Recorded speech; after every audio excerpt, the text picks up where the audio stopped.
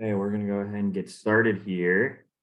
Um, Josh, do you want to start us off? I know we had you scheduled for 12:30, but if you want to start off the meeting, we're happy to bring you up first. I'm happy to do that. I have a 1 o'clock appointment. So Awesome. We will go ahead and do that then. Yeah, first off, just want to bring up Josh Mueller here.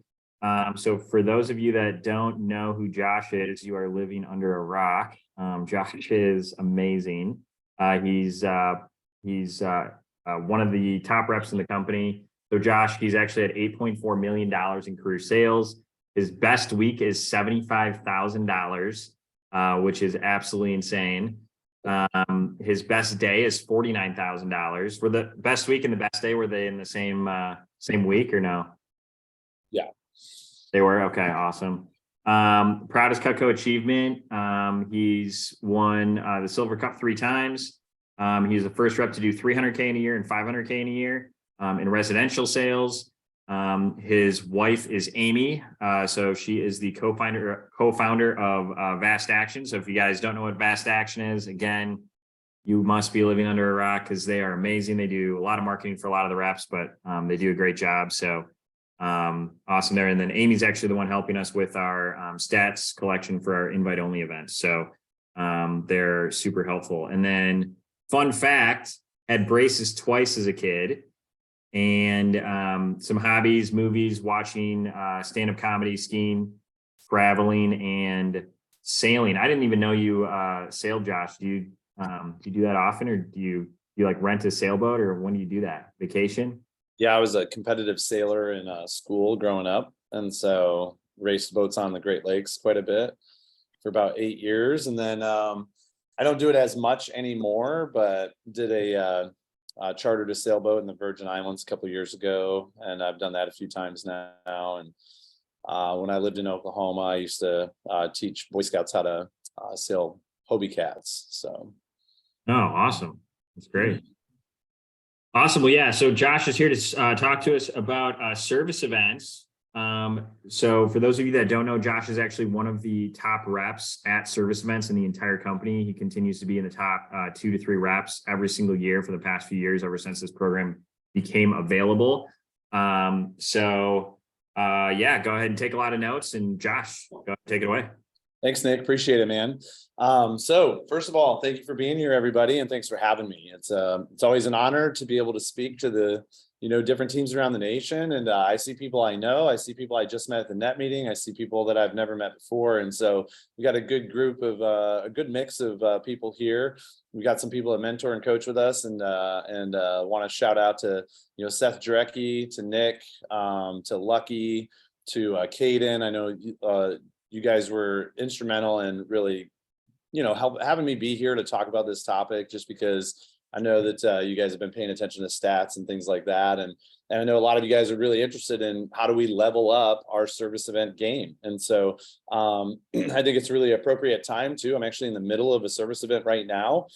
Yesterday had 12 appointments set. All of them showed, plus I had a walk-in, and had multiple $1,000 orders yesterday, multiple no sales yesterday, and multiple small orders yesterday, for a total of I think it was 9 orders yesterday out of 13 appointments, for a total of $7,500 in sales. So today already 2 for 2 for over $3,000 on those 2 appointments. And so 10 grand here just in the last 14 appointments and the last 11 orders. So I don't share that to brag to you guys. I share that just to impress upon you the potential that you have with service events. And, I remember, I'm going to start with a story of how I got started with service events, and we'll dive into some, good content for you guys.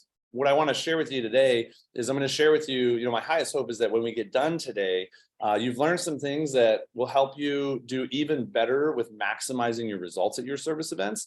And if you're not doing service events yet, or maybe you've tried them but not gotten great results with them, maybe help you understand why I'm excited about service events, why I see a really big vision with service events, and why I've made it a cornerstone layer in my business. And so, but I remember when I first heard about service events, For those of you that might not know, Luke Mills is actually the person who thought of the program. He was basically at capacity. You know, he was mentoring, I don't know, a dozen people. That was taking a ton of his time. He was helping coordinate on his events team. That was taking a ton of time. You know, he's got, at the time he had 2 kids. Now he's got 4. He's got a wife. He likes to be home for dinner. He likes to be home on the weekends. You know, so running his business, and then, you know, his mentoring business, and then being a great dad, being a great husband. And at the same time, he's got thousands of clients and they're all reaching out asking for service, you know, and he's like, how the heck am I going to actually make this all work? I need more time. He's like, I only have 24 hours in a day. I need more time. How do I get more time? So he just came up with this idea. He's like, you know what I'm going to do? Instead of driving all around town, you know, putting my demo kit, get my demo kit out of my car, unpacking it at every person's house, repacking it back up, going to the next person's house. He's like, I wonder if customers would come to me. And so he just decided, I'm going to rent out a hotel conference room, just like we do for, sales conferences or for vector conferences. I'm going to, set appointments, and I'm going to tell people to come bring the knives to me. I'm going to set up my display just like I would at a home show. We're going to make it this private event and see what happens. And I remember when he first told me about this. He's like, here's what I'm doing. He's all excited. Luke's super innovative, gets really motivated, really excited really quickly. And I remember thinking to myself, like, when he told me the idea and what he was doing, I was like, well, that's neat, and I was kind of that guy that was just like, yeah, that's neat. Yeah. Hope that, good. Hope that goes great for you. Right. And I never gave it any more thought. I think you got the same response from Jason Jeffrey, by the way. Jason was like, okay, sure. If it ain't broke, don't fix it. Like, why would you do that? Right. And anyways, then Luke went out. I think his first day he sold like $3,500. The next day he sold another $3,500. He sold like $7,000 on 15 appointments. And I remember he told Jason Jeffrey his results after the first 2 days. And Jason was like, when's your next one? Can I hop in on that? And like, he hopped in, and Jason went and sold like $7,000 in one day and all of that. Fast forward, if a number of months, because I think Luke did that like beginning of the summer that year. And then he was actually a guest on our state fair team that year.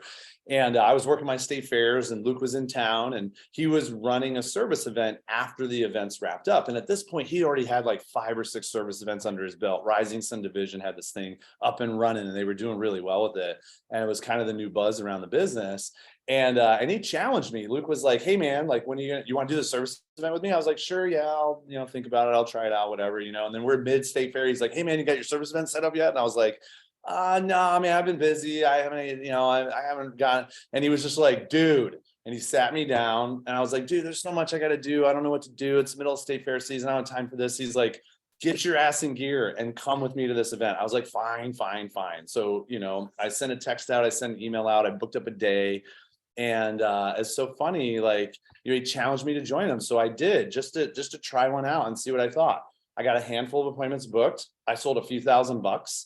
And it was right then and there that I could see the differences that service events could make in my business. Like, I had one day at a service event, I was sold. And this was in Dallas. It's not where I have a big customer base. I've only got, a few hundred at the time customers there. I don't know. I probably got 1,000 customers there. But here's what I really saw. What I really saw with service events is I saw like customers showing up, and they were like, this is so nice. Like, I love your display. This is so much better than the show, where like there's all this other distraction, and it's loud, and other people are there, and you're busy, and it's crazy. And I'm like, yeah, right. And they're like, oh, this is great, And so, but I saw another layer of service that could earn even greater loyalty from my clients. That was the real big thing for me that sold me on service events. I was like, man, customers are excited about this. This is fresh. It's new. It's different. The big thing I saw for me was increased efficiency, being able to service 10 to 15 people in a day, getting them to bring family and friends together, and, have everybody come to me versus me going to everybody else, just really increases the number of people that I can see in service in a day. Not having to lug my demo kit in and out of my car and take it out and put it back over and over and over again throughout the day. To me, that was like a lifesaver. I'm in my 40s. I don't know about you guys, right? But like, I was a road warrior for almost 20 years, like literally 40 to 50,000 miles a year on my car. And like, my demo kit used to weigh 85 pounds. It actually still does. So like, I would literally pull that bitch out of my car and put it back up in my car every single day, like 6 to 7 times a day. And it hurt my back. I've actually got back problems. So, I was like, I need to, I don't want to be doing this when I'm 50 anymore. So that was a big one for me. I love the idea of customers coming to me versus having to go to them. I love meeting the needs of customers who ask. Like, I was hearing it more and more, like, as I'm trying to set appointments and trying to work customers' schedules around my schedules, where I'm in their neighborhood at the same time that they're home and all this stuff. And, just customers would always ask, like, hey, do you have a place that I can just take the knives to get them sharpened? Right. That was something I would hear frequently, and just having an answer for that was like, yeah, actually bring them to the service event. Right. Finding a way to keep the booth environment. I don't know about you guys. I know you all are on the events team, and that's part of the reason we're having this call, but I don't know if any of you guys like the booth.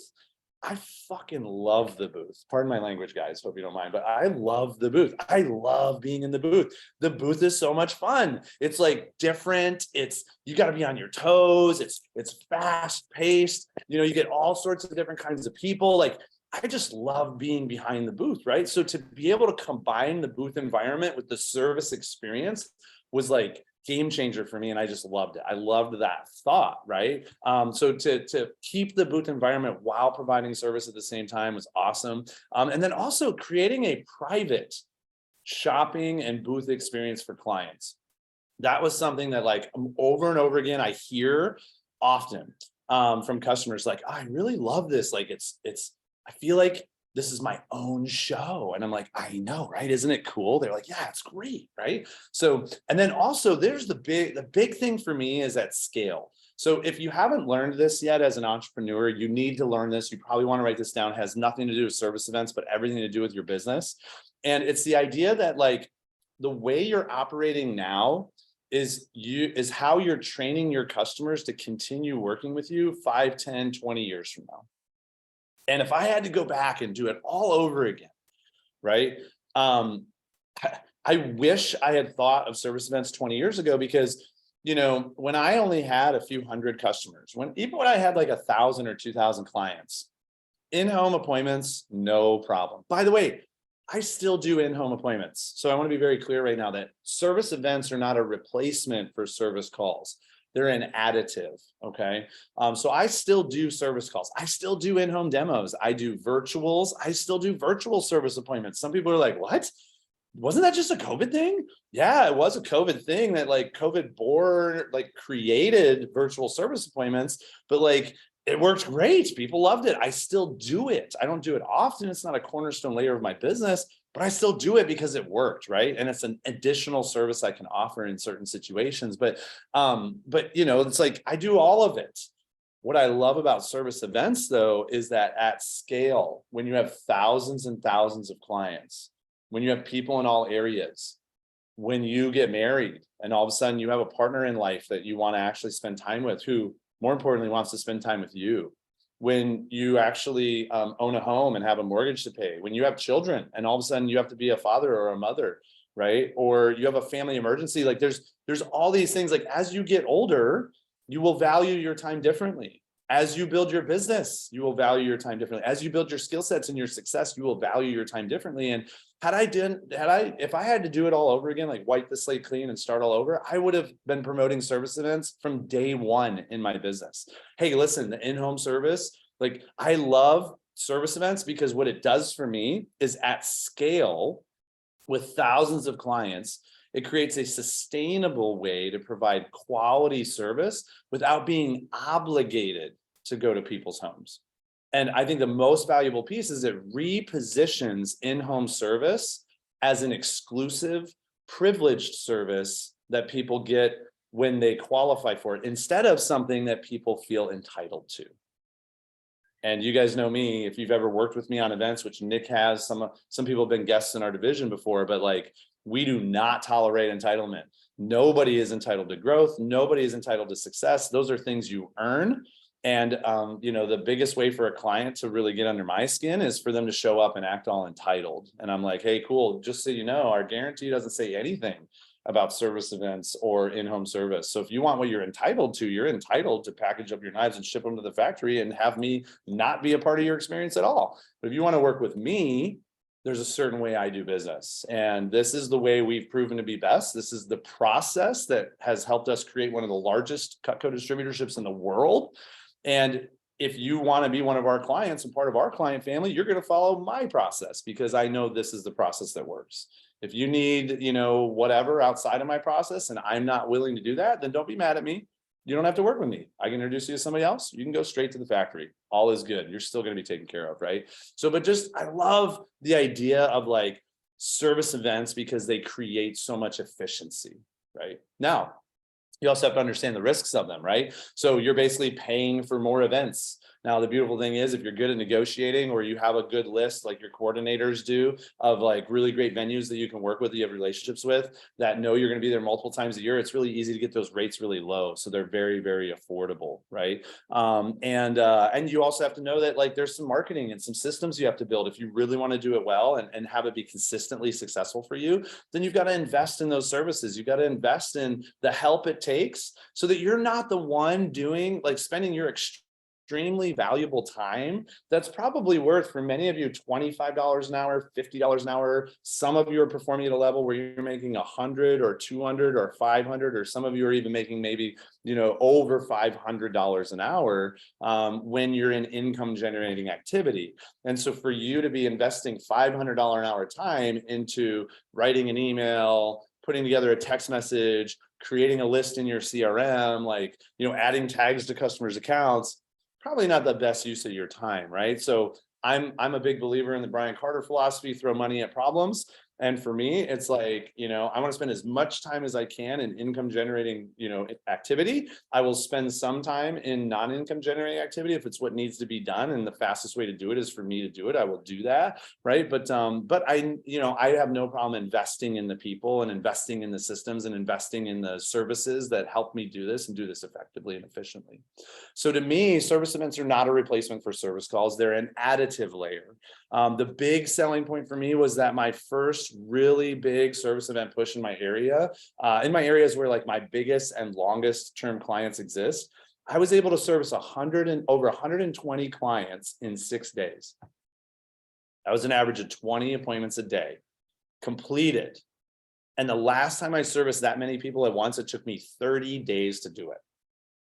So right there, and some of you are probably like, Josh, I've never done 120 service calls in 1 month, let alone a year, let alone a month. Okay, cool. Well, you got work to do, get to work, stop being lazy, make some phone calls, go do some appointments, right? So, but for me to go from a 30-day experience where it takes 30 days and thousands of miles to do that to shrinking that down to 6 days, was like, holy crap. That means that if I hustled as hard as I did that when I did that 120 appointments in 30 days, if I did that for 30 days straight, I could service like 6 times the clients, at least 5 times the clients, right? And that was like mind blowing for me. So I realized right there is when I realized I wanted service events to be a cornerstone layer in my business. So I believe service events are something that all career focused reps should want to have as a thriving layer in their business.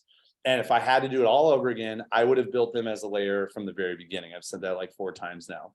If you have a few hundred customers in an area, or you're working the same events consistently year after year, or that's your long-term vision for yourself, then service events are going to be a really great way to provide service to customers, especially if you plan to be around long-term and have thousands of past customers who you want to be loyal to you.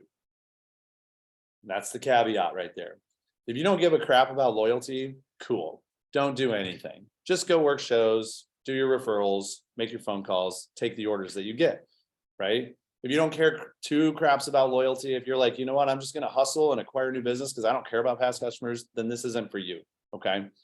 But if you are like most of us, where you're like, I'm hustling my ass off, I pay a lot of money to acquire all these clients, I want to build this book of business, and I want my life to be easier as the years go on, because I want my past customers to be loyal to me and then buy more from me because of that loyalty, and then have things be easier and more profitable for me over the next 10, 20-year horizon of my business. Well, then you need to find a way to earn that loyalty.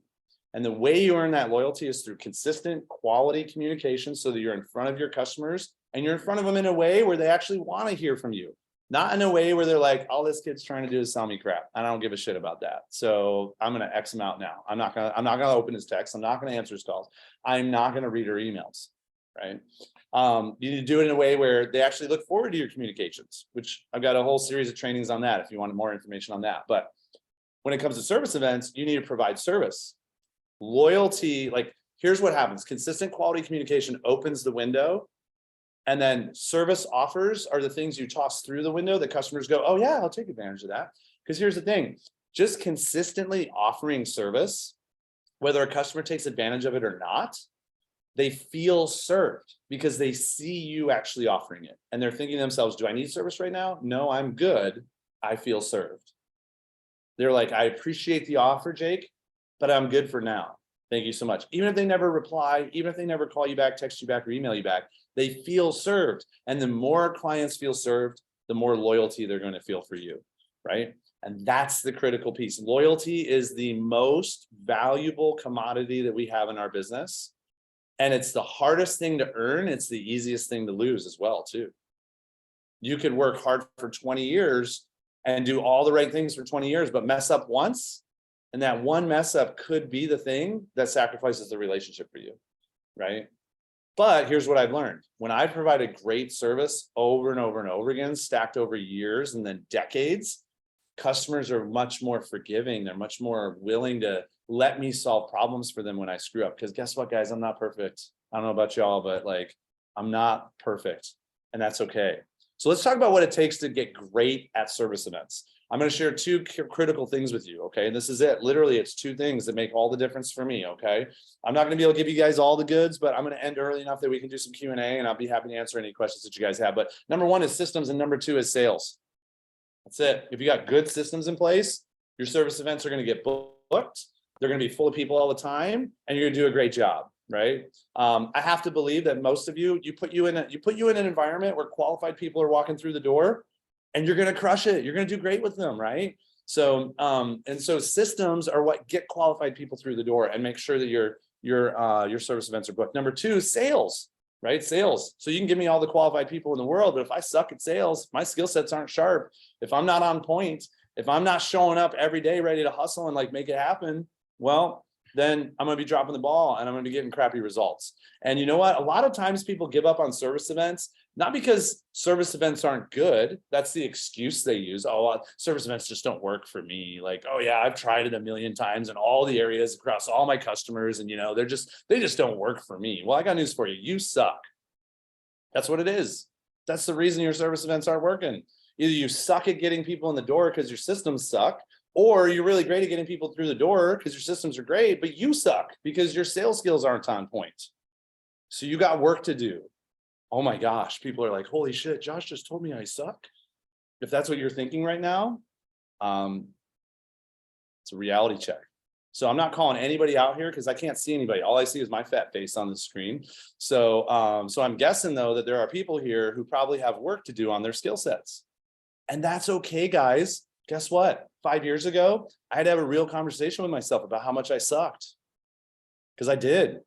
I was crushing. I was selling 500-600 grand a year, but my friends who were working less hard than me were selling 20 to 30% more than me. And I was like, what is going on? I'm supposed to be one of the best in the business, but like I'm hustling my ass off, working harder than all these guys, and they're all getting bigger averages than me. And I realized, guess what, Josh, you suck. You suck at selling ultimates. You suck at selling upgrades. You suck at selling package deals. I mean, sure, yeah, you can do a good job once in a while when it's an easy sale. So you get a package deal once in a while, you get an ultimate once in a while, you get an upgrade once in a while, but they're not consistent. So I just swallow my own pride and get real with myself and actually go learn from the people getting the results that I wanted. And guess what now? I sell a lot of upgrades. I sell ultimates consistently. I sell package deals on the reg. I don't sell them to everybody, but I guarantee you put a package deal customer in front of me, I'm getting that opportunity and I'm going to be able to close that deal because I've worked my ass off for the last 5 years, not just working, but also developing my skill set. It's working on my sales skills. So let's dive right in. Okay. Number one, systems, scheduling system. You need to have a quality scheduling system. I don't care what you use. I prefer Acuity. Some people use Calendly. Some people still do it manually and just put it in their GCal, whatever. I don't care. There's no right or wrong way here. Just pick a system, get it done and use it, leverage it. Make it as efficient as possible. But I recommend you put it online, and I recommend you keep it updated. I personally use Acuity. I keep mine updated at 6 months at a time. If you look at my, like, you can literally go to sharpjosh.com, right, which will take you to my Cutco website, and click on service, which lovely that Cutco put a link up there where you can actually like link your Acuity page to your Cutco portal, right? I also have my own website, my yourknifeguy.com website, where I host all my recipes and my vlogs and my videos and all that. And there's a schedule service button on the top of that website too that takes them to my Acuity page, right? And then they can literally, you can see all my events. So like 2 months ago, there were 20 events listed. Now there's only like 5 or 6 coming up, right? Because I've completed a bunch the last couple months, but I stay 6 months ahead of myself. Okay. Plan and book your service events months in advance. If you're doing everything last minute, you're screwing yourself out of the opportunity to actually get the thing filled. So I love always being in the position to say, like when, Nick Snyder reaches out to me, hey, Josh, I need my knife sharpened. This happened like 2 weeks ago. So I did 5 days in Oklahoma. I serviced 60 people in those 5 days. So an average of 12 a day. I sold $25,000. Okay. It was a great 5 days. I loved it. It was awesome. I sat in a hotel and everybody came and bought Cutco from me for 5 days. It was fantastic. Okay. So immediately after it was over, somebody reaches out to me and is like, hey, Josh, I need to get my knife sharpened. I want to get an appointment scheduled. And I was like, I literally just finished 5 days of sharpening in your area. Did you not get the 3 text messages I sent and the 2 emails that I sent? Well, yeah, but I've been busy. I just looked. You didn't have any appointment spots left. I'm like, yeah, because they're over. But here's what I love. When I'm 6 months out, right, always planned. I've got my schedule set. I've got my service events set up and booked and ready to go. My website's all updated. Everything's updated. I literally said, well, hey, the last time I was in your area was just this past week. I serviced 60 people this past week. The next time I'll be in your area, Nick, is in 3 months. So would you like to look at booking a time then, or would you prefer to send them back to us before then? And they were like, oh man, yeah, I really don't want to send them back. So can I just come see you in a few months? I was like, yep, absolutely. So I love being in the position where anytime I get a request, I'm in control, right? It's not like oh, I'll let you know. Hopefully I'll be back someday. And if you're lucky, I'll remember to reach out to you 6 months from now. It's like no, literally, like I know exactly where I'm going to be, exactly when I'm going to be there. And it shows confidence to the customers, right? It shows professionalism on your part. So remember what it takes to get fully booked too, by the way. So what it takes to get fully booked is not just marketing.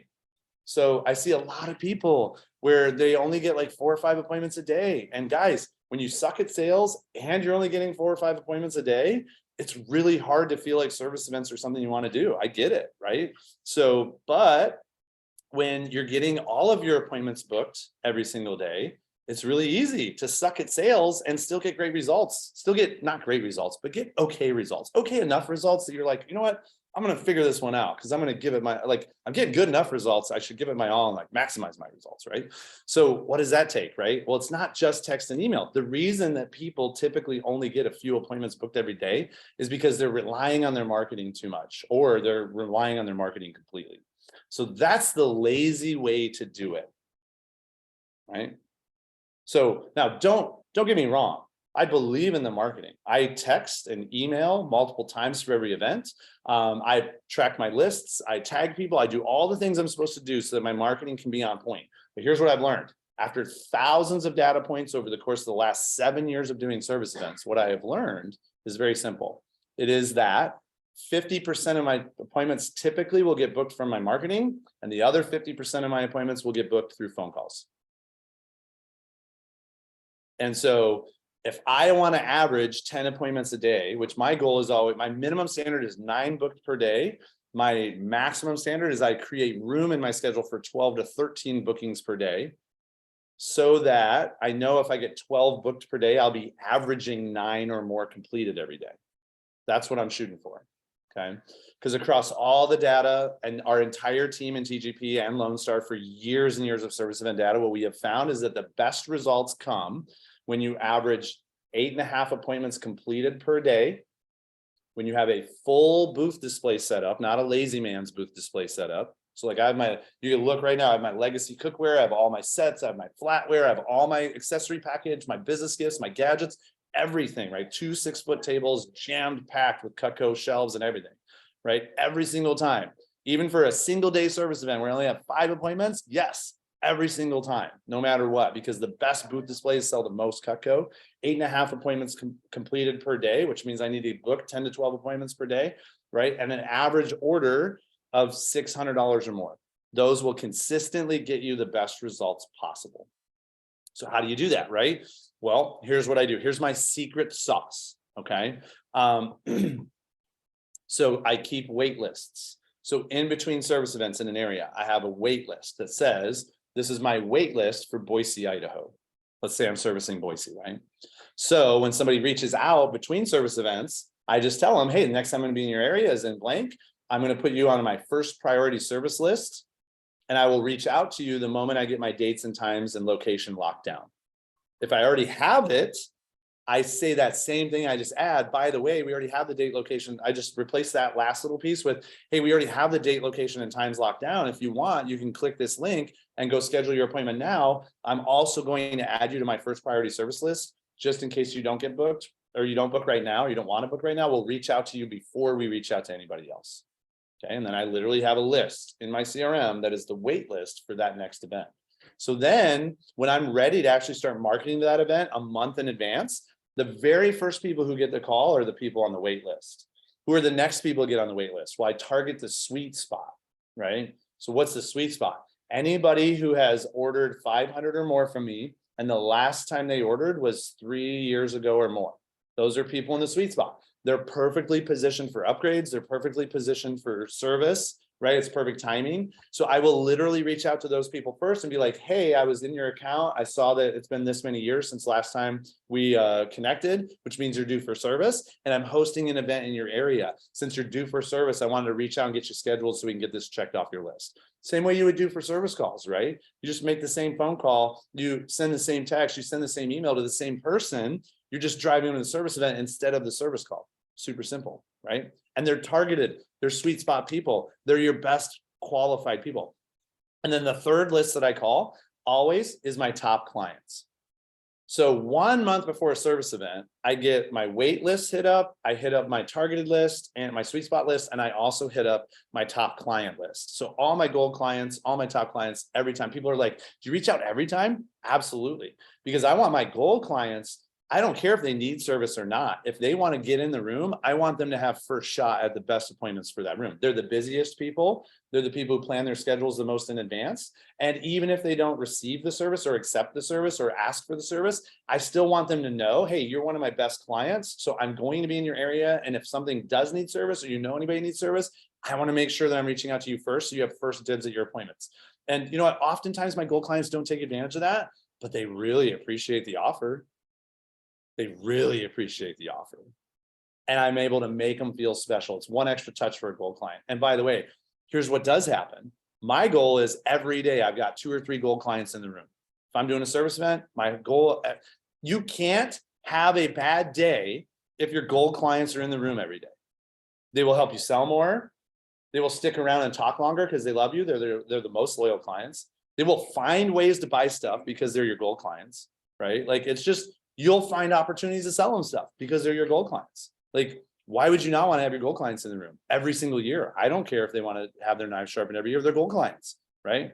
Then, so I call all those lists first, a month in advance, call them, leave them a message, text them, send them an email. That happens the first 2 weeks. And then the marketing does the rest, right? And then as we get closer to the event, if there's any appointments that are still open, we just fill those in with extra phone calls or whatever, right? So big game changer right there. So instead of most people send a text, send an email 2 weeks in advance, and then they start hammering out calls because they're like, oh crap, I didn't get all my appointments booked, but they're making all those calls last minute, the last couple of days. And so it's really hard to book appointments. You have to make way more calls to book those appointments. I just flip that on its head. I do it the other way around. Make the calls first, get all your best clients in the room, your best qualified clients in the room, your most qualified prospects, which are the ones on the wait list and your sweet spot list in the room, get them all booked first. And then let the text and the emails fill in the gaps, and then make some more phone calls towards the end if you have to fill in the gaps. So another thing here when it comes to systems, keep communication expectations congruent, really critical. Service and sales event.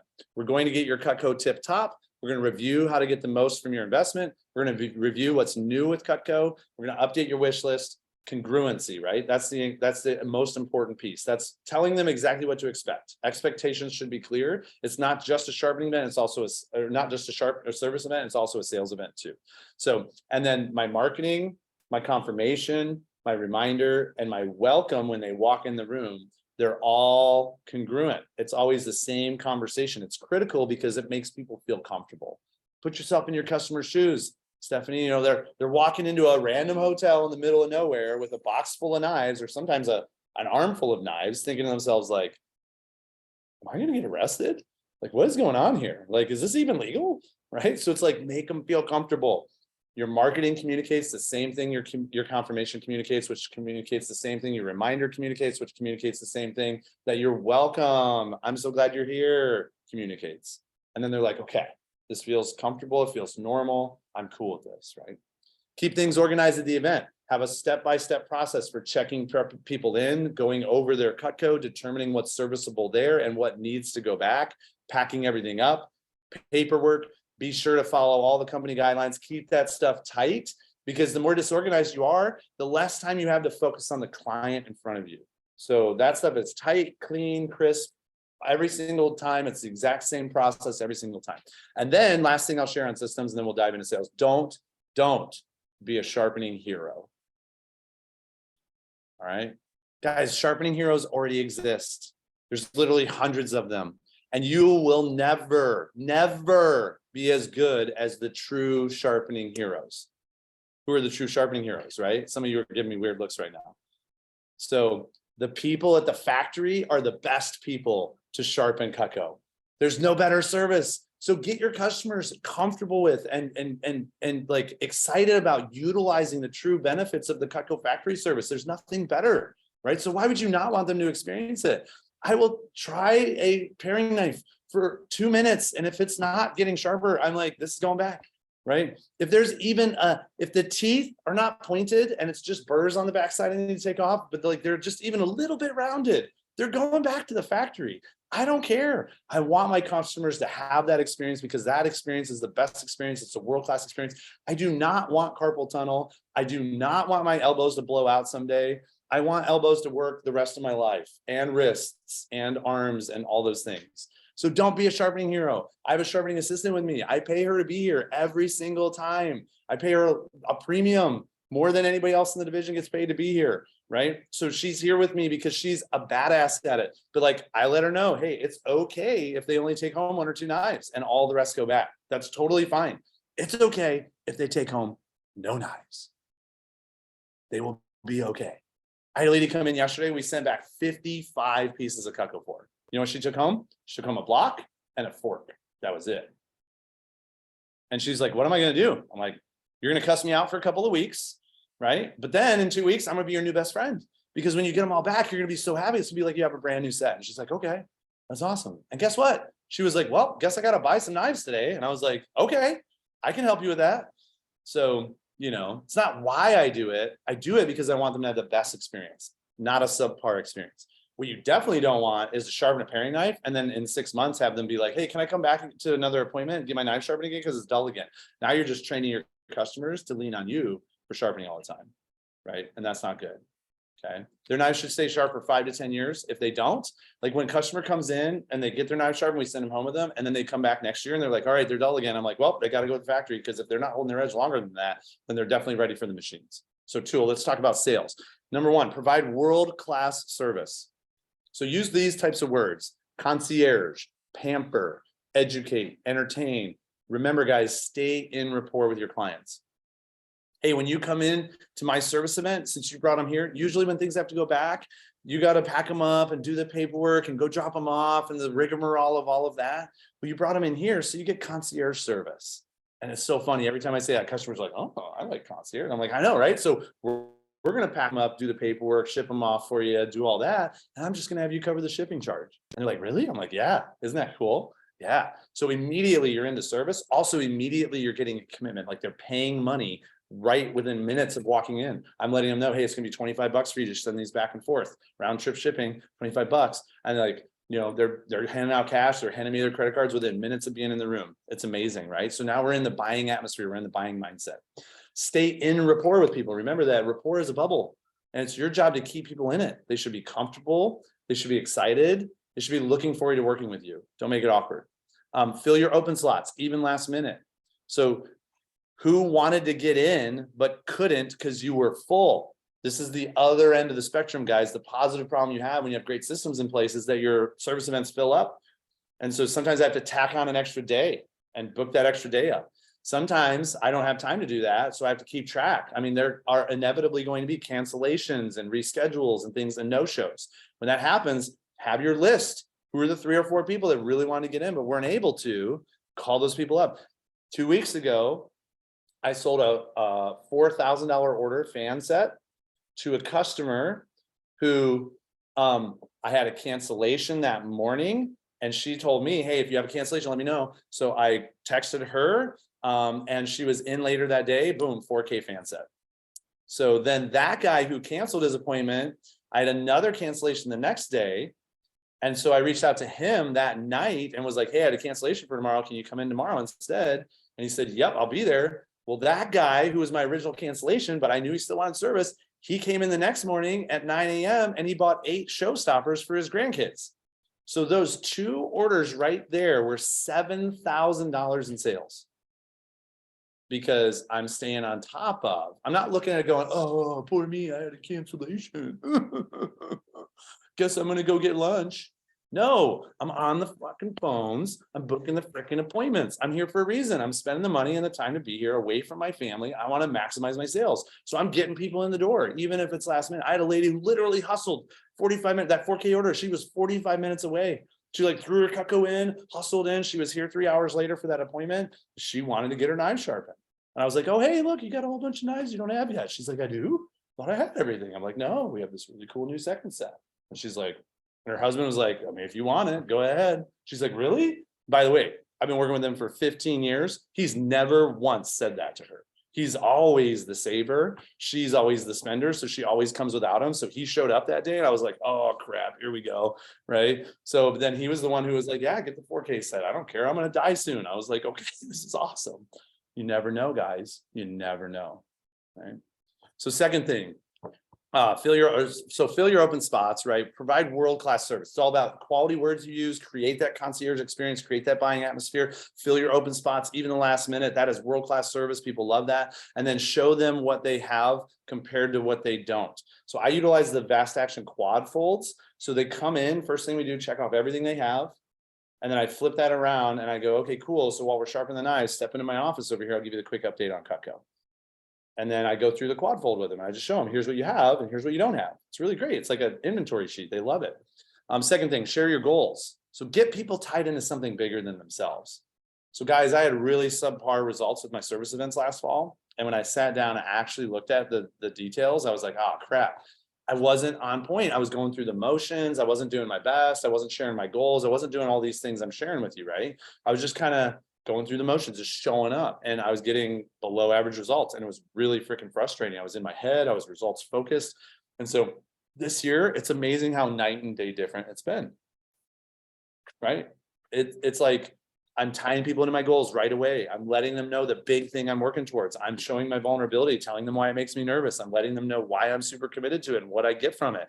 And then I'm tying that too. So if you want to go ahead and get anything while you're here today, let me know, because it's a great time to be shopping, because I'm going to take great care of you in terms of price and service, because you're taking great care of me and helping me towards my goals. And people want to be a part of something bigger than themselves. So you convert the conversation from whether or not I'm going to buy something today to how much am I going to spend today? And that's where you want the customer to be. Third thing I'll share with you is, and if you've heard me train before, you've heard me say this many times, package focus. So even with pieces people, package focus. So if they're a pieces shopper, cool. Yeah, hey, you can just buy pieces. I love Curtis's line from the net meeting. Hey, if you just buy individuals, it's totally cool. We're going to be best friends. And they're like, why? And I'm like, because Cutco loves you, because you'll eventually end up with the whole set. You're just going to spend more because you're paying full price for every piece all the time. And they're like, well, I mean, that's not me. I don't want to be that person. I'm like, okay, so let's do a package, right? Here's what we do for pieces people, just so you know, when you just want to focus on pieces, let's find 5 pieces, at least 5 pieces that you know you'll use. We can mix and match. It could be knives, gadgets, whatever you want, because as long as you're getting 5 or more pieces, you'll get package pricing. And they're like, oh, I will. I'm like, yeah. So this is how you convert pieces people into package people, by not saying, oh, you shouldn't buy pieces, you should buy packages. You say, when you buy pieces, we just want to get a certain number of pieces for you so that those pieces qualify for package pricing. See the difference in the language? I'm communicating in her language, but I'm also positioning package pricing as the way to go. And then guess what? When they go, oh, that's nice, but I think I'll just get these 3. Okay, cool. How much do I charge for those 3? Full price every time. No questions asked. It's not negotiable. They're like, well, can you give me a deal? I'm like, I can't change the individual pieces, like the prices on Cutco, and I only make so much commission, and any discounts I give, I pay for, right? So I would love to, but here's what I can do. And now I don't have to give them the kitchen sink to get them to buy those 3 pieces, right? Super simple. Package focus, even with people who have everything. If you're not focused on positioning the fan set right now, you're missing the boat.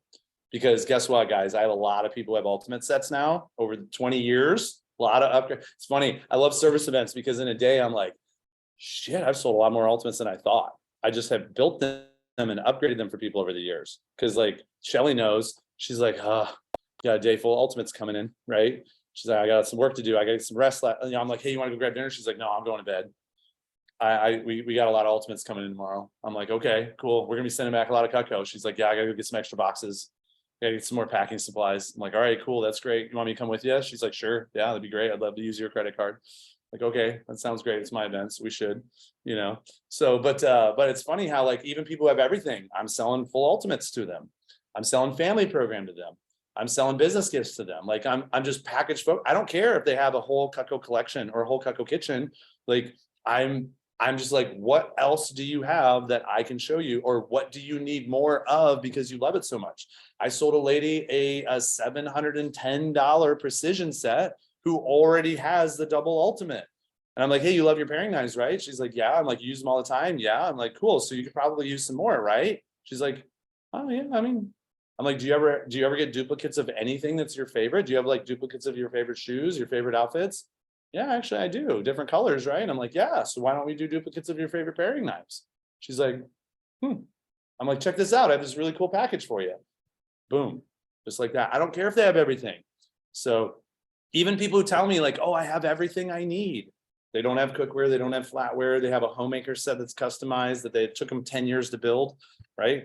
All of that, I don't care. It's like, hey, cool. I'm so glad you have everything that you need. Just so you know, once my customers usually find that they have everything that they want for themselves, that's when we start looking at the other packages and programs that we make for you to be able to invest in your family and your friends.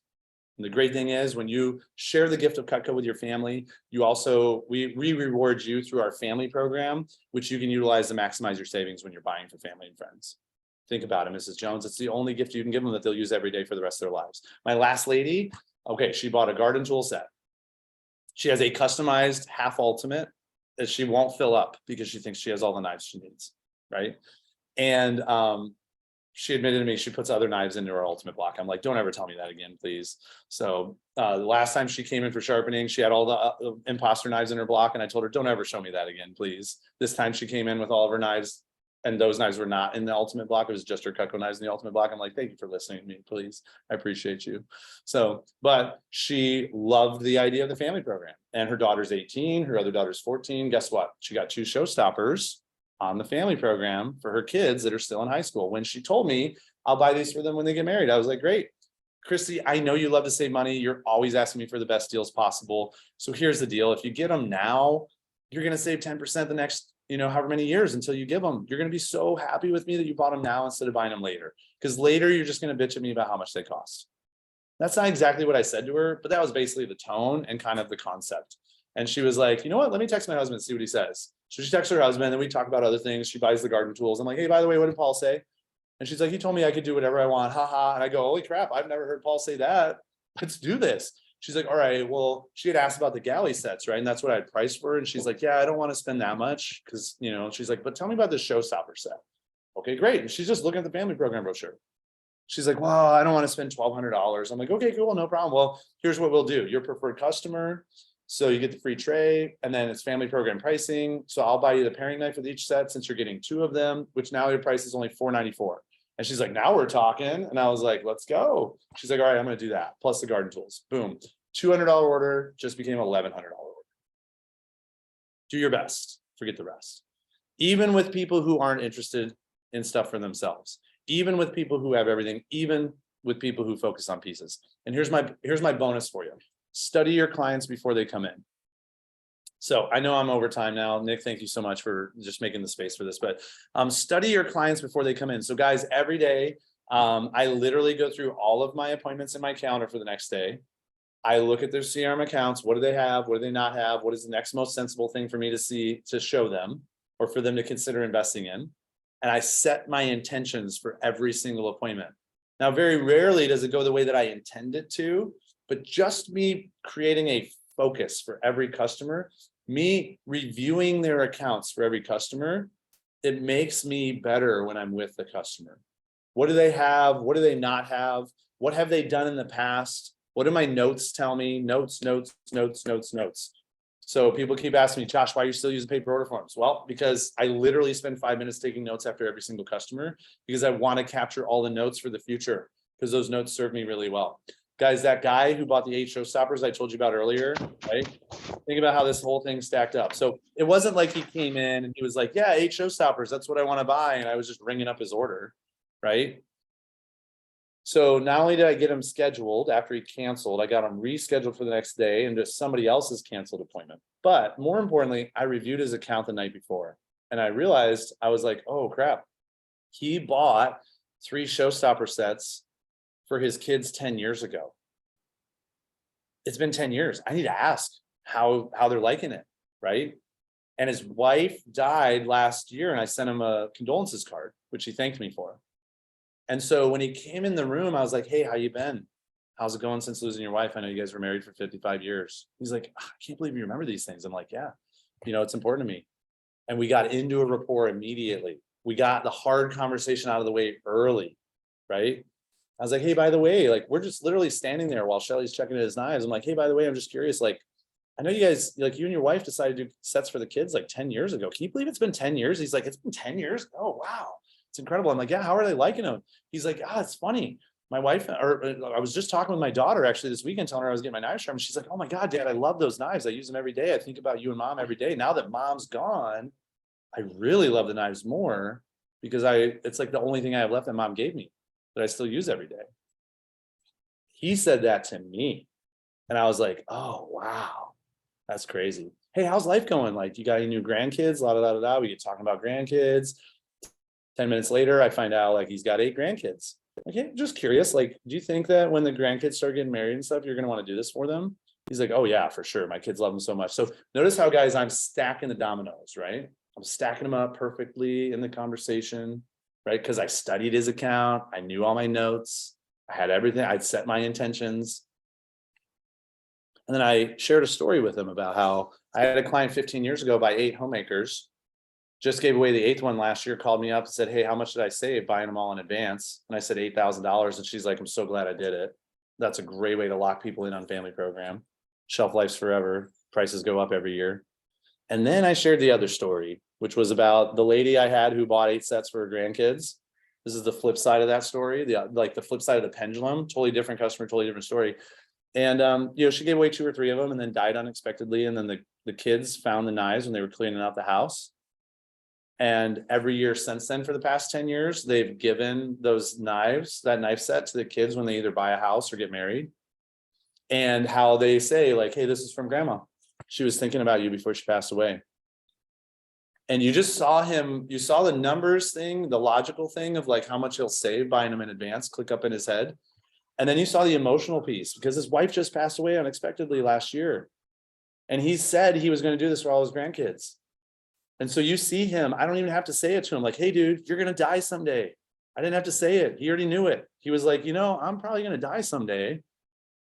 what if I did this now? What if I just got all 8 sets now? And I was like, oh, I mean, I can definitely show it to you. Like, it wasn't my idea. Like, oh, I'm surprised you're asking me this question right now.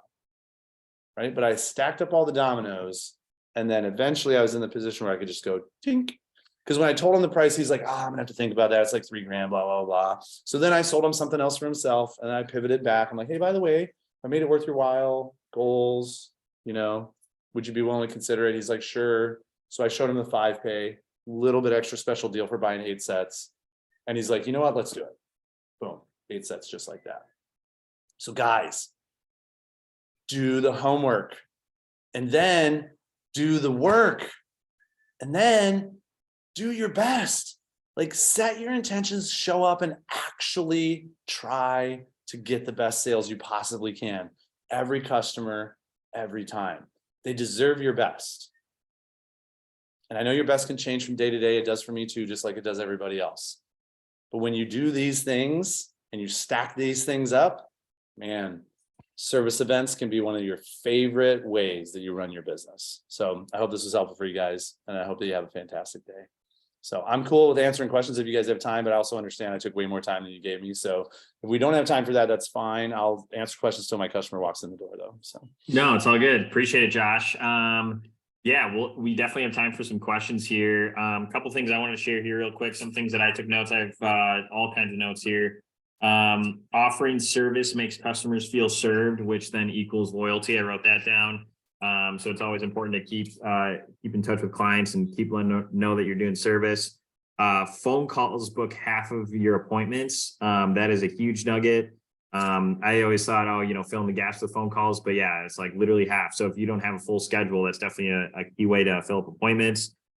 Share your goals, have a package focus, even when they have everything. And then also the bonus at the end, study your clients before your day starts. So appreciate it, Josh. If anyone's got any questions, we can definitely take them until Josh's customer walks in. Who's got a question? you want to take me off spotlight here, Nick? I have a question. Cool.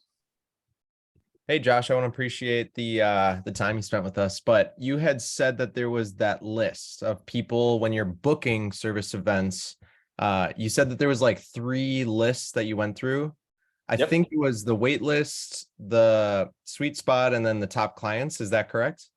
Yep, you got it. So the wait list, the sweet spot list, and then the top client list. And is that like the order as well that you would recommend trying to get those people scheduled for? Wait list always first. Top clients I typically will do next. And then, then I'll go to the sweet spot list after that. I would Guys, there imagine. are times where I'm actually able to fully book a service event on just those 3 lists. Those are the ones I get really excited about, because now I can defer my marketing, my email and my text to like another event later. So that's marketing that's already paid for and deferred now to the next event. And more importantly, I know my service event is stacked. Like, it is going to be the best service event I've probably ever run, because it's like, these are just people who requested service and people who are in the sweet spot, perfectly qualified, and my best clients. Like, let's go. Cool. Here. Thank you. Yeah, hopefully that answers your question there, Daniel. Josh, you have time for one more yet? Yeah, let's go. They're not here yet, so. Sweet. Any other questions? I kind of have one. Sure. Go for it. So when you're sharing your goals, okay, I guess when I'm sharing my goals, because we're saving up for adoption, sometimes, I don't know, I've had my little brother was like, don't say that because you're going to manipulate them. And I'm like, well, I'm not trying to manipulate them. So what's the line between getting them tied in and making them like, oh, I have to buy from her because she's going to adopt and it's a good cause? Because I don't want that. Great question, Stephanie. And I don't think you're the only person that has this feeling. And you definitely aren't the only person that has these people in your life that view things through a different lens. Okay.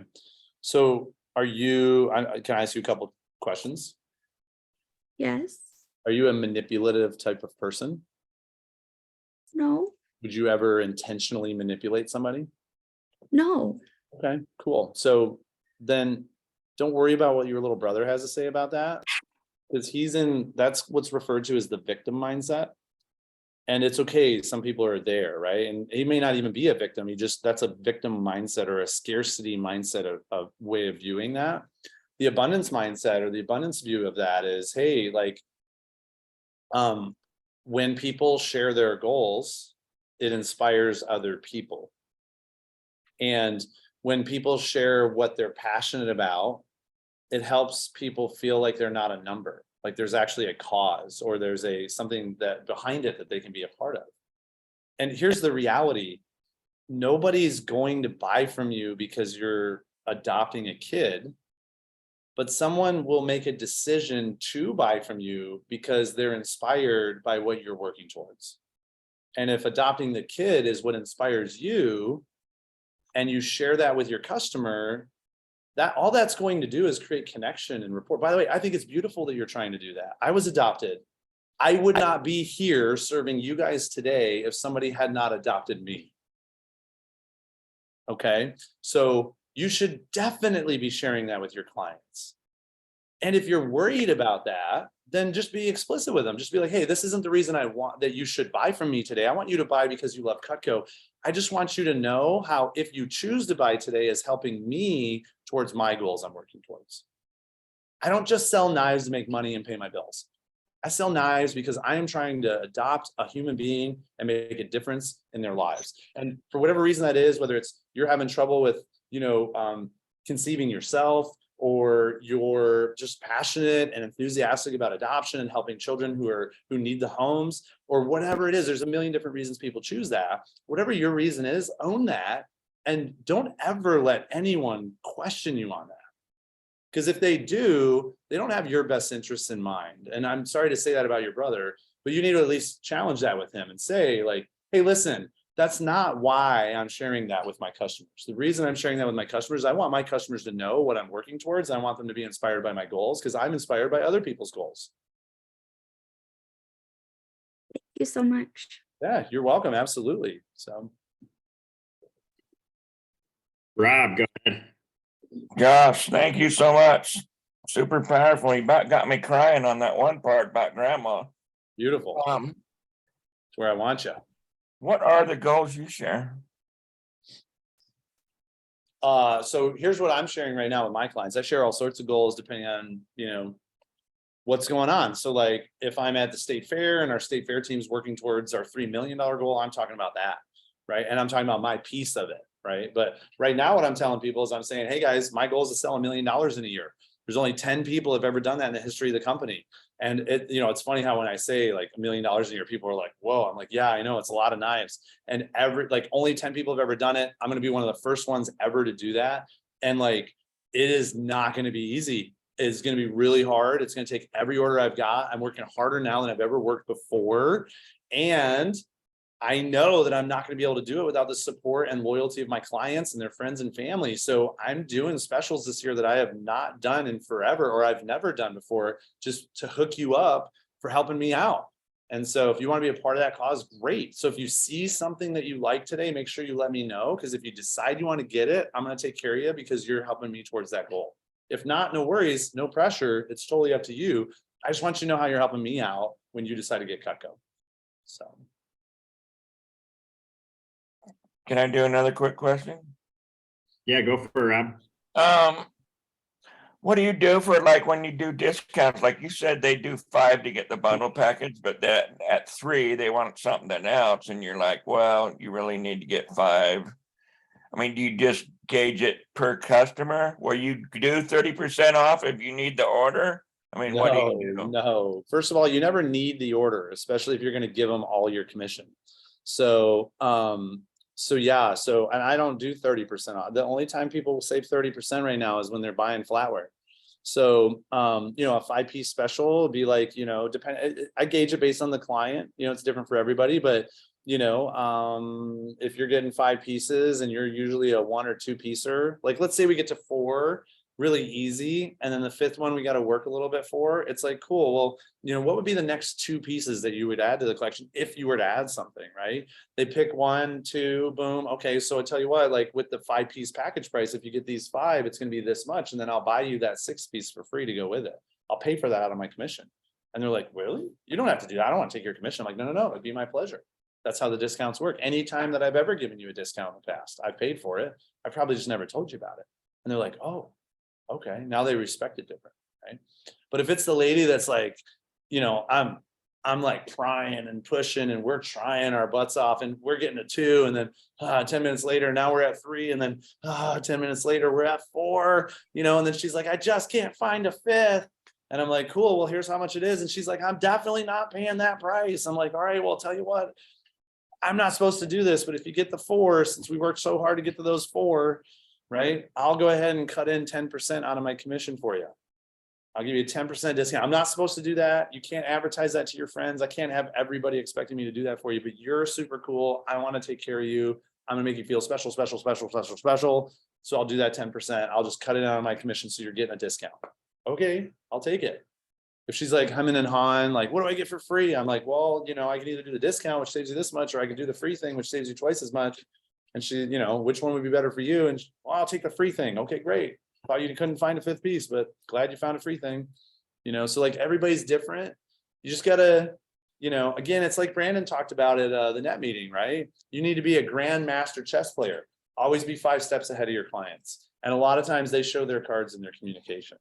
So.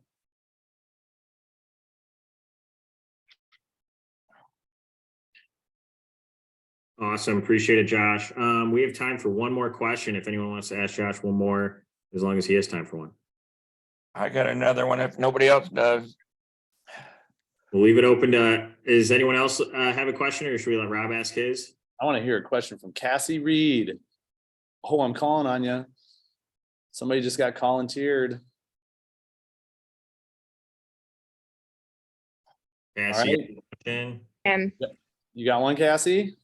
Well, so I had a question, but then you kind of already answered it, because I was going to ask, like, what do you do to not like break your wrist during doing these like 8? Because I do 5 a day and I'm like, no, I'm out for like the next day. My arm hurts. So I guess, because how do you frame it in the right way so that they want to send it back? Yeah, because totally. I'm like the best Yeah, service, totally. but I Here's don't the want. deal. Most people, this is a great question, Cassie. So most people don't, they play the hero game because they feel like they're not confident positioning the factory service, right? So I'm so glad you asked this, because I think it's so important for people to hear this. So great question. I'm glad I called on you, by the way. So thank you.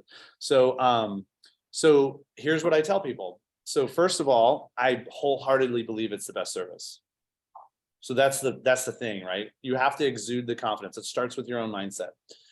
Second of all, I know that like I can work on a pairing night for a double D edge for 10 or 15 minutes and I can get it sharp. I'm a believer in my sharpening ability, but I also know that I respect and understand the law of diminishing returns. And I get that, like, you know, it's only going to stay sharp for so long. There's only so much I can do. And so what I don't want them to have the experience of is, oh, these knives were sharp for 5 or 10 years. And then I got them sharpened. And yeah, they were sharp, but they only were sharp for a year, or they were only sharp for a few months, right? So I understand that too. This is all mindset, right? So now what I say to customers is I tell them, I go, hey, listen, here's what happens. We're going to look over everything. And I say this on service calls too. I'm going to look over everything you have. Anything I can sharpen here and send home with you, I will, right? But then just so you know, there are usually pieces that have broken tips or melted handles. If a smooth edge has chips in the blade, like if a smooth edge looks serrated or a serrated edge looks smooth, I literally can't do anything for those. They need a machine to sharpen. And so those are the ones that need to be sent back to the factory, okay? And you know, a great way to illustrate it is when the teeth look like speed bumps instead of teeth, there's nothing I can do for them. Right? When I try a smooth edge for a little while and it just won't take the edge, I mean, I could work on it for an hour and it'll get it sharp, but then in a month, you're going to feel like it needs sharpening again. That's just not fair to you. So if we send it back to the factory, they're going to fully refurbish your handles, they're going to grind off the old edges, and then they're going to put on all brand new edges. So when you get them back, they're literally just like they were the first day you bought them. And this is, I'm sharing with you, I'm role playing with you guys right now. So this is my tone, my pacing. Notice how I'm emphasizing certain words, how I'm kind of bringing it down a little bit to make emphasis. Like I'm literally speaking in this way. And what it does is it's emotionally engaging with the customer in a way where they go, I want my knives to be like new again. You know, and I'm like, they literally grind off the old edge and put on a whole new edge. They're like, wow, they can do that. I'm like, yeah, they can. It's amazing. Like you want your customers to feel the factory service. Mhm.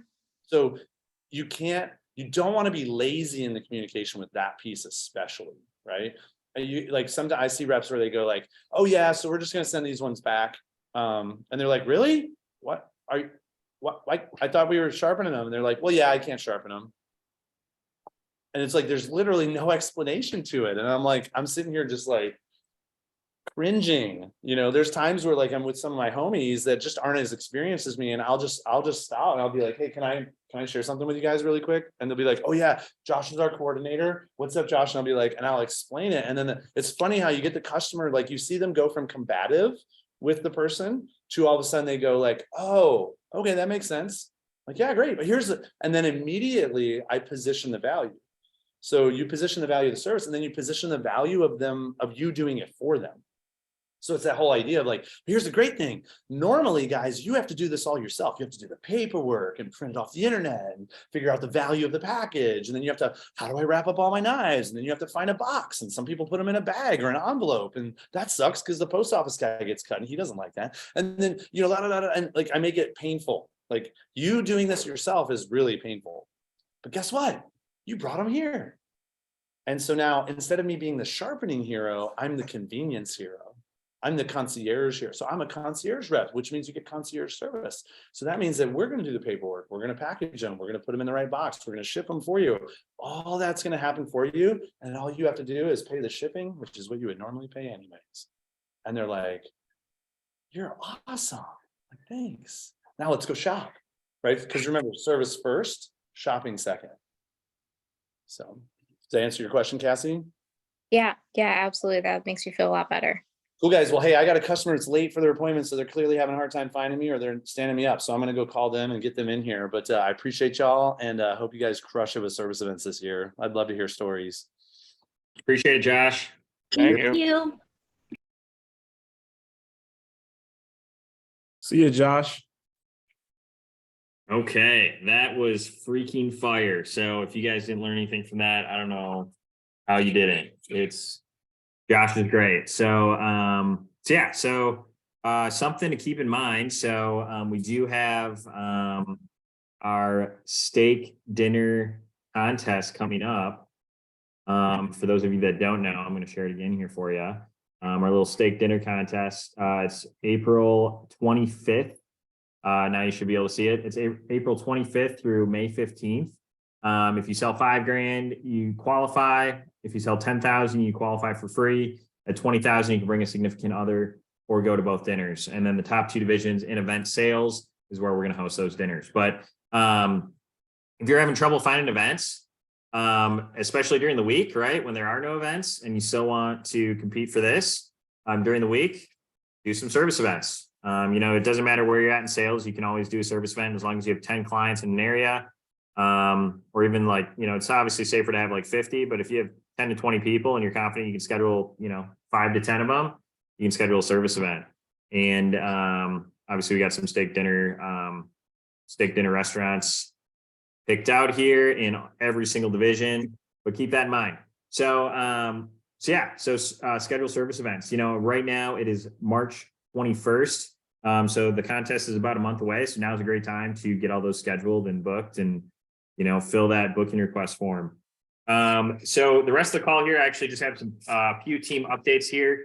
It's kind of a lot though, because we've had a lot of updates over the past week.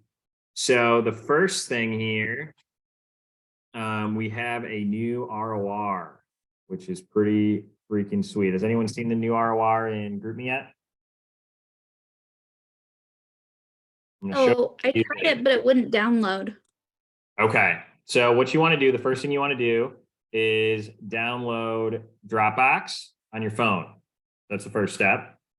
So I've got the ROR form here.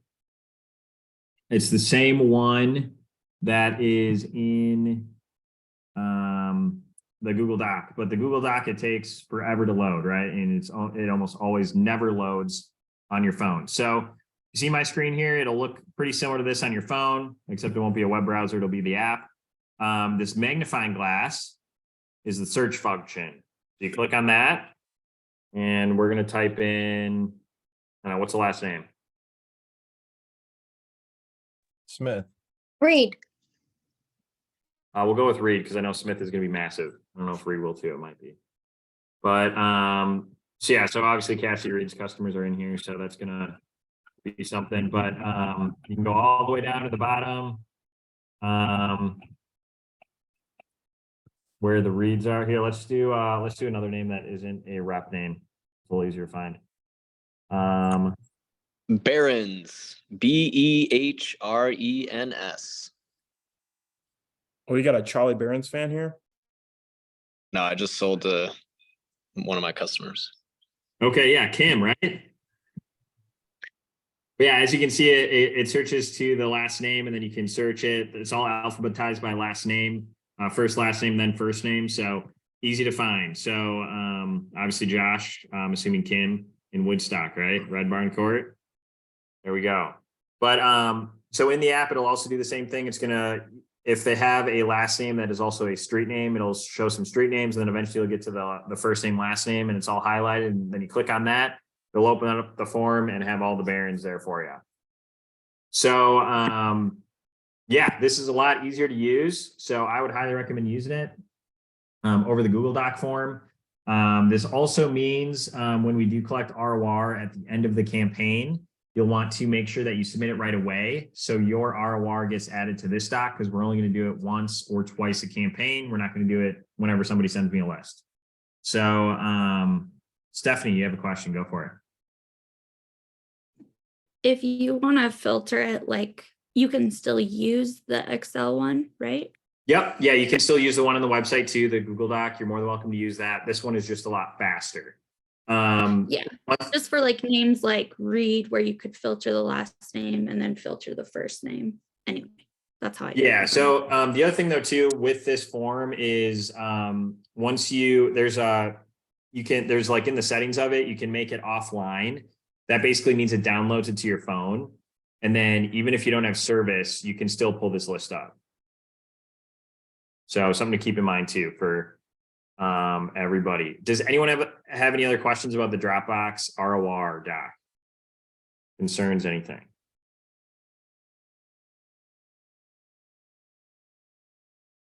Any questions? So yeah, so the first thing you want to do with that is download Dropbox if you haven't already, and then start using that thing, because it's going to save you so much time. So just keep that in mind. Has anyone used it already and found they like it a lot better? Josh has. Awesome. Anyone else?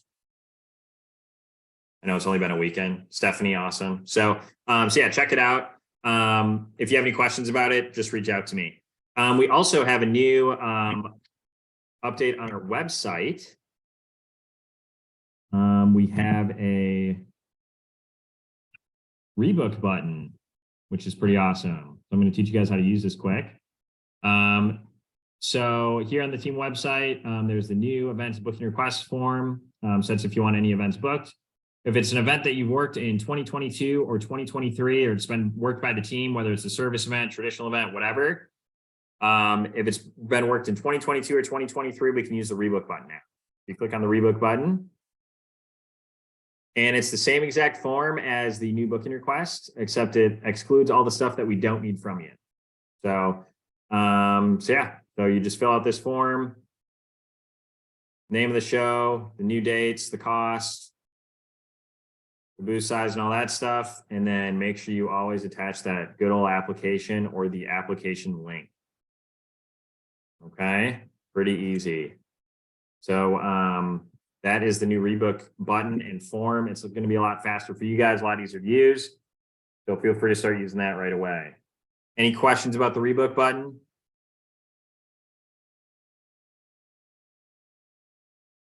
Awesome. Another reminder. Oh, was there a question? I saw some hands kind of go up.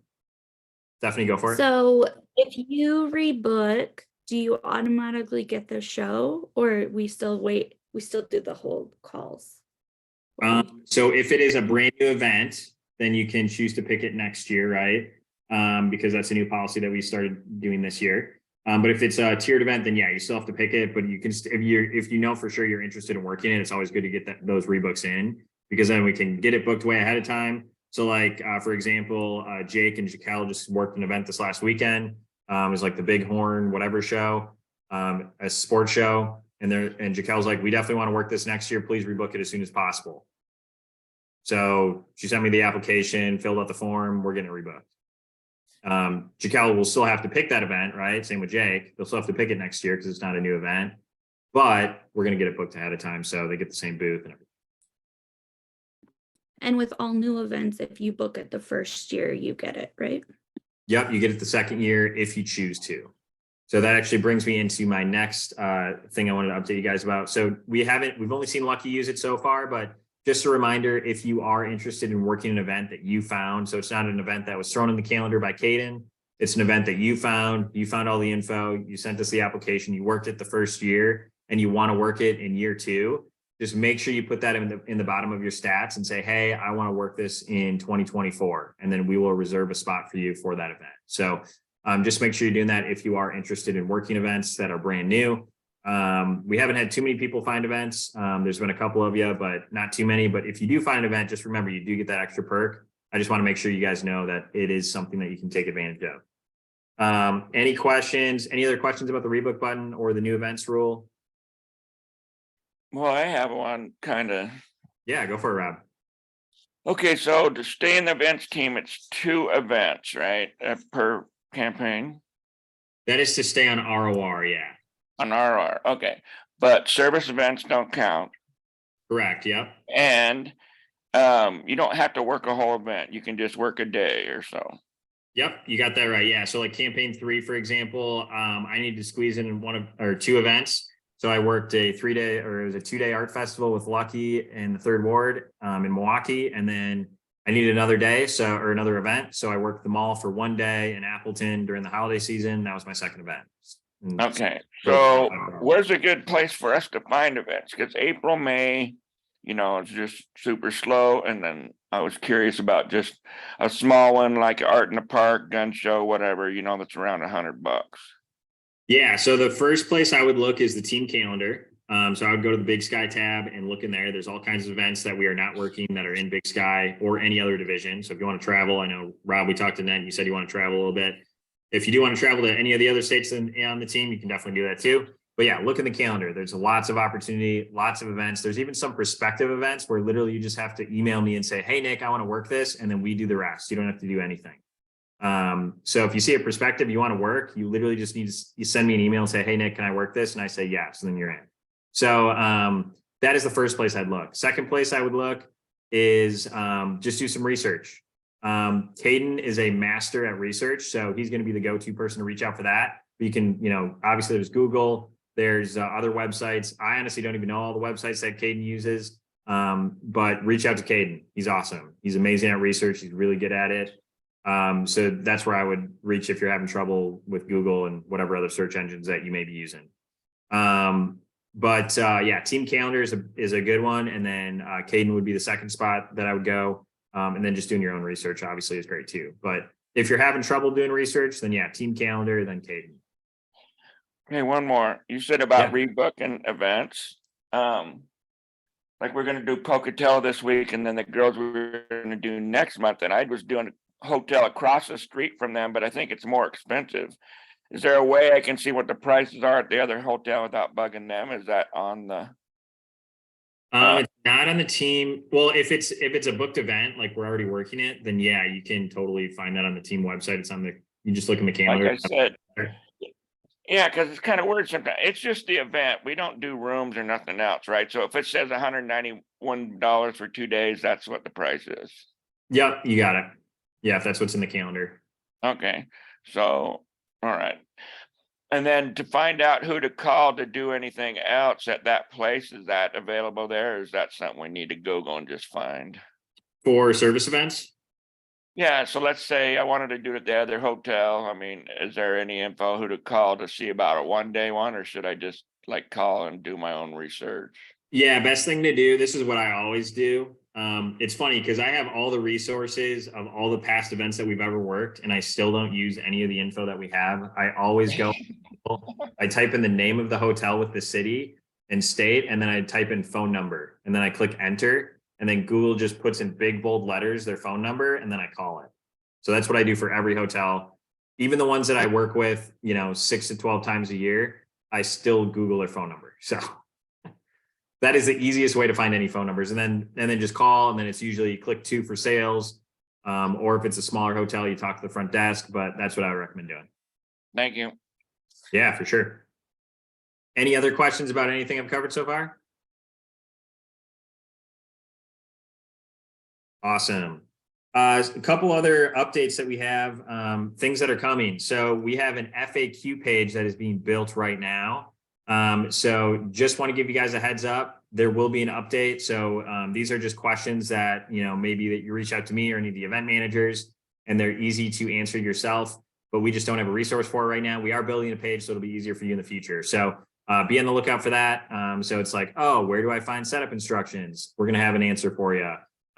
Hey, where do I find, the booking request button? It's like, oh, it's all on the website, all the simple questions that come to us. We just want to make it super easy for you. So it's like, you can just look on there. So just want to give you guys a heads up that will be coming in the next couple months here. But it's going to be great. So just want to let you all know that. We also do have a YouTube channel. I don't know if you guys knew this or not. You should. The YouTube channel is great. So if you haven't been to our YouTube channel, this is where we put all of our team meetings. You can see the last ones here. We got our February one, we got our January one, December, and all the other team meetings here. So if you missed a team meeting or you want to rewatch a talk, so if you want to rewatch the talk that Josh gave today, it'll be on here. It'll probably get posted later today or tomorrow. So so just be on the lookout for that. These are all great. They're always great to listen to. Then if you miss a team phone call, they're super easy to watch. So this is I would recommend subscribing. It looks like 20 of you have subscribed. This is, if you type in this in YouTube, you should find the channel pretty easily. It's just at Event Connect 7353. So yeah, there's a YouTube channel. We are planning on getting it posted on the website, so it's easier to find, but for now, just go to YouTube, subscribe. You guys will love it. Another thing, so we do have a events training coming up. So if you have any reps in your office or your manager's wondering, just want to let you all know that we are running events training at the end of May. We don't have dates or locations set yet. It's going to be based on who has the most development that needs to be trained. So based on whoever, kind of like the steak dinner, it's going to be the 2 divisions that have the most reps that need to be trained. That's where we're going to host the trainings. And then we'll also do an SC2 training. So if you have anyone that's asking, definitely have them reach out to Lucky. He can always help out as our recruiting manager. But we are super excited to get more people on the team. And then if there are anyone that you guys know of that should be on the team that isn't yet, just let us know. They just have to be at 15K. And then the last thing, we also have our state fair retreat coming up. This is for Wisconsin and Missouri State Fair. It is required. We were going to make it optional for all the Idaho fairs and Illinois State Fair. That is a potential yet, but we have to see how much room we have just because our budget, we didn't realize how much lodging was going to cost. And so if we have some optional spots available, we will definitely let you guys know. And the dates for that again, the 27th is a travel day. The 28th is going to be the full day retreat. We also shortened it today just because of budget. Cost for food and lodging is a lot, especially for 20 plus people. So the 27th is the travel day, 28th is the retreat. And then the 29th, we're going to have like free time and travel home day. So there's going to be a lot of free time. It's going to be a lot of fun. So if you do think you will get invited to Wisconsin or Missouri, just make sure you put that in your calendar. I'll be sending out invites sometime in April. You will receive a phone call from me. So if you if you plan to work those state fairs because you're, a tier 1 rep or potentially tier 2 rep and you think you'll get invited, definitely put those in your calendar. And then for the Idaho and Illinois State Fair reps, if you are interested, let me know and I'll put you on a wait list. If we have room to invite a couple extra people so we can add value to you guys as well, we definitely will invite you. So any questions about events training, the State Fair retreat, anything else? I know I covered a lot here. Where and what month was that you were talking about the training? That'll be in June. I don't know if I mentioned that. Sorry if I didn't. In Yeah, 28th. 7th, Where are you doing 28th it? and 29th. Where are you doing it? The location is going to be Wisconsin Dells, Wisconsin. We are confirming a house right now. So we're gonna, the reason why we're hosting in Wisconsin is because Wisconsin's the biggest fair. Wisconsin's the biggest fair. Yup, yeah, we did 320,000 some, I think, last year. Wow. 40, yeah. So we did quite a bit. So yeah, it's the biggest event. So that's why we're hosting it in Wisconsin. But you are gonna like record some stuff. Yeah, so we will record the talks. Those will be available for everyone on the team after the meeting. So obviously it'll probably take a little longer, but we'll upload all that to our YouTube channel as well. And then we're still planning the talks and stuff. Basically, we're gonna have a half-day meeting on the 28th, and then the other half of the day is just, you know, we're gonna spend time with each other, get to know each other, hang out. It's gonna be a lot of fun. And then so that's gonna be not only people from our team, but we'll also have some guests that will be in as well. You know, it might be some from last year or previous years, or might be some new guests as well. But yeah, those people will be there as well. And then, you know, obviously we all got together at NET, but a lot of us don't know each other, even on this phone call. You know, you might see somebody that you know their name, but you haven't met them in person. You know, there's going to be people, you know, all the top reps will be at the meeting, especially, well, the ones that are working Wisconsin and Missouri. Any other questions, concerns, anything?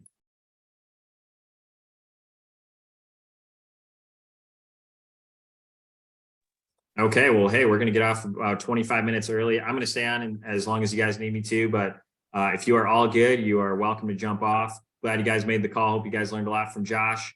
And yeah, let me know if you need anything. Thanks. Nick. Stay on. Appreciate it. Hey, I got a Thanks, quick Nick. question. More, Yeah, Josh, go for it. it's more pertaining to like service call elite training. So I'm a division coordinator, so I was going to plan one for our division, but I just didn't know if you had any plans for doing any of those upcoming that you would want me to coordinate with you on, anything going on with that. So Yeah, so I was in the meeting for NET. I did tell Faith that I'm stepping out of that role, so I'm no longer a trainer for Service Call Elite, just because I have my hands full with coordinating 7 divisions, which obviously they understand. And it looks like it looks like Southern Wisconsin, we have somebody. So I am not going to be running any of those trainings, but if you have any questions, I would definitely reach out to the other trainers in the region. And then I would also reach out to Faith, because Faith is the lead person for Central Region. I know Lucky reached out to Faith and they kind of coordinated. I think Lucky's planning on running one at SC2, right? yeah, something like that. I think, No, yeah, I just wanted to Service make call. sure, hey, you know, since these people will eventually feed to the events team, like just make sure we're kind of in alignment. Yeah, for sure. Yeah. So they're definitely 2 separate trainings. I know a couple of people have reached out and said, hey, can we like do event training and service call training on the same day? And I'm like, hey, that sounds awesome. But the service call training is like 3 to 4 hours. And then the events training is another 5. So that's a long day, right? So yeah, so chances are that won't be, like, even at SC2, that won't be the case. Like, we're hoping to do service call training before the conference and then events training after the conference. So yeah, best thing to do is reach out to Faith, reach out to the other trainers, and you guys will do awesome. Cool. And then You know, oh, sorry. I would love to just grab a call with you at some point to cover some like business planning stuff. Okay, cool. Uh, Yeah, Josh, if you want to reach out, just shoot me a text and I can definitely get you in the calendar. Sounds good. Peace. Appreciate it. Stephanie, go for it. So I'm interested. I don't think I've had service call training. Okay. And so I don't know who to do. So I feel like I went and did some service calls, but I didn't do very good. Yeah, because so I don't Jaquel know where. is the big sky trainer, so I would reach out to Jaquel and she'll definitely be able to help you get trained and everything. Okay, thank you. Yeah, my pleasure. Yeah, Jaquel's great. So Yeah, she is. All right, thank you. We'll see yeah, ya. my pleasure. We'll see you later. Any other questions? I'm assuming Jake Yeah, asked and just service call elite. How do you get Trained. trained for that? Yeah, Jake, you're like, I'm at like 300K trained. Yeah, right. Well, main thing is like I want to order some of those sheets. So when I send knives back, I'm not doing it out of cereal boxes and ARS Yeah, for tags, sure. things like that. So yeah, same thing. Reach out to Jaquel. She can definitely get you trained. It's you just got to go through a short training and then she just approves you and you're good. Okay. Can that be done remotely or is that in person? Like, I think it's typically in person, but Jaquel might be able to make an exception for you. I would trust that you know how to you can figure out how to sharpen a knife, but some people can't. So I would well, like, we did that training with you in Spokane. I mean, is it different than the sharpening training we did there? Like, what's the difference? yeah, they have a more like structured training that was kind of like a, just like, hey guys, this is how you use a sharpener type of thing. Sure. So yeah, Yeah. so I would, if I were you, I would go through the actual training, the physical training now that because the reason why we did that is because we didn't have a training set up. We didn't have any like, because of COVID, it kind of slowed everything down. So from what I've been told, they've revamped it and they have the full classroom training again. So I would just go through that with Jaquel and that'll be good for you. Gotcha. And then I was going to talk to you. We can do a separate. Yeah, let's do a separate call. Yeah, I think I know what it's about. So yeah, let's shoot me a text and we'll schedule a call and we get something. Good. Cool. All right. Thanks, Nick. Yeah, appreciate it. Rob, Cy, any questions? I don't think so. I just wanted to check. Rob, I'm a little worried. I'm not doing any events this campaign, so I'm still going to be good on the event team. Yeah, for sure. Yeah, you're Okay. still on the events team. Yep, don't sweat it. I do recommend doing some events, sooner than later, but you want to, because well, are you in school? I forget. Yeah, I'll finish up here. I'm trying to do some this summer, but I won't get any before the campaign's over. Okay, cool. So here's the other thing too, though, size, like all the campaign 2 events have been picked through and everything. So if you want to thing this summer, if you want to start planning that, I'd recommend doing that sooner than later. I would recommend grabbing a call with Caden and he can help you, find some events in your local area and figure out what's good for you. That's what I recommend. Or if you want to just go through the calendar yourself, you're more than welcome to. Okay, and can I get Caden's number? I don't know if I have him. Yeah, so Caden's number is on the team website. So if you go to there's a contacts button. If you click on that, it's got all of Caden's info. You can find his cell phone and email on there. Perfect. Thank you. Yeah, my pleasure, man. Any other questions? Thanks for jumping on. You the man. I got a question. Let's see. We're picking campaign 3 in April event No, that's in June. in June. Okay. Yep. All right. And so you guys use Acuity and all that stuff like Josh was talking about?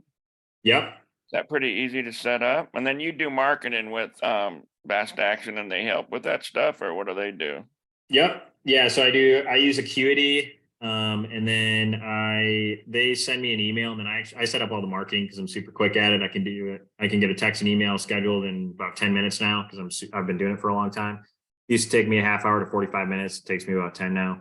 Yeah, Vast Action can help you with all that. So Acuity, it did take me a long time to figure. It took me about 4 hours to learn how to use it. Now that I know how to use it, it's super easy. But just know there's a learning curve to using Acuity. But once you know how to use it, it's awesome. It's kind of like Cutco cookware. It sucks at first, but then once you figure out, oh, I just got to preheat the damn thing, then you're good. So. Okay, so thanks. Oh, thanks a lot for the speakers too. We've had some good ones. Yeah, for sure. Yeah, we're gonna keep bringing the fire. Yeah, and he was good, man. I got a little emotional with grandma deal. That, yeah, Yeah. it was awesome. Yeah, for sure, man. Yeah, Josh is great. Cool, man. Well, hey, thanks for hopping on. Any other questions? No, have a good day. Yeah, you too, man. We'll see you later. Bye. DJ David Johnson, what's up? What's up? I was just curious to talk about the event this weekend that you texted me about. Oh yeah, I can talk to you about it right now. So we have the Wisconsin Dells. It's one of our sports shows. It's after Realtors Home and Garden Show, which is an invite-only event. I strongly believe it's the best spring show that we do. That's why we have a 30-footer. We do have, yeah, it's a huge booth. But yeah, so Caden, myself, and Kevin are all working. I really wanted to try and get a fourth person there this year just to see how it would go and see if it would make sense to have 4 people moving forward or if it would make sense to shrink back down to the 20-footer. But yeah, we do have, basically the schedule would be Friday 2 to 7, which is the normal open to close. And then on Saturday it'd be 10 to 4, which is a swing shift. So if you can work, I think it would definitely be worth your time.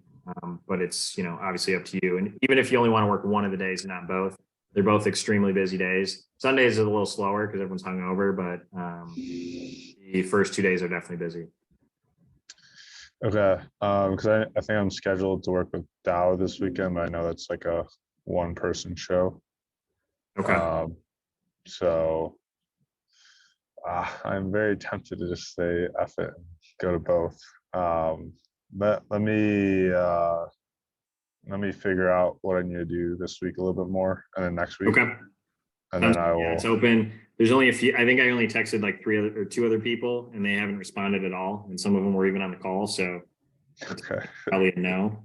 Okay. But yeah, like if you want to work, you know, it's a fun show too. It's a sports show. It's a bunch of hicks. But yeah, we sold, I think the most we've ever sold is like 23,000, but I think it's mainly because the hours were so short and we just haven't had, you know, last year we were a little down last year, but it was just because we didn't have the right sales reps there. The third person working just was sick and didn't show up to perform. So. Gotcha.